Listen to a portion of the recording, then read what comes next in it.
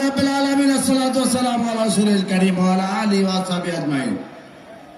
সম্মানিত সভাপতি, আজকের এই বিশাল সমাবেশে যার অপেক্ষা আপনাদের আগ্রহে বসে আছেন, আজকের এই সমাবেশের প্রধান অতিথি মানবিক নেতা, বাংলাদেশের যিনি কাণ্ডারি, আগামীর বাংলাদেশের অধিনায়ক, আমাদের আমিরে জামাত ডাক্তার শফিকুর রহমান, মঞ্চ বিশিষ্ট জামাত ইসলামের স্টার সেক্রেটারি জনাব মাহমুদ হোসেন হেলাল সাহেব, 11 দলীয় জোটের নেতৃবৃন্দ, অন্যান্য নেতৃবৃন্দ, আলহামদুলিল্লাহ আমরা আজকে বলতে চাই কিনা, আমরা চালাবাদ চাই না, সন্ত্রাস চাই না, নৈরাজ্য চাই না, আমরা উন্নয়ন চাই।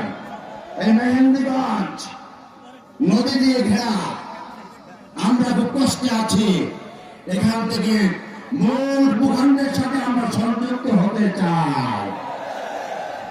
আমরা যখন দেখি নদী ভেঙে যাচ্ছে, ল্যান্ড হারিয়ে যাচ্ছে, ঢাকায় গিয়ে অনেক বসতি সৃষ্টি হচ্ছে শুধু নদী ভাঙনের কারণে। আমরা এই নদী ভাঙন থেকেই ভূখণ্ডকে রক্ষা করতে চাই। সম্মানিত ভাইয়েরা আমার, এই জায়গায় হাঁটতে গেলে মাথা ভেঙে যায়, পথ চলা যায় না, রাস্তাগুলো খুবই খারাপ। এই এলাকার উন্নয়নটা আমরা বাংলাদেশের সবচেয়ে ভালো যে উন্নয়নের জায়গা রয়েছে তার চেয়ে ভালো হতে চাই ইনশাআল্লাহ। আমরা এখানে স্বাস্থ্য সেবার উন্নয়ন চাই, আমরা এখানে শিক্ষার উন্নয়ন চাই।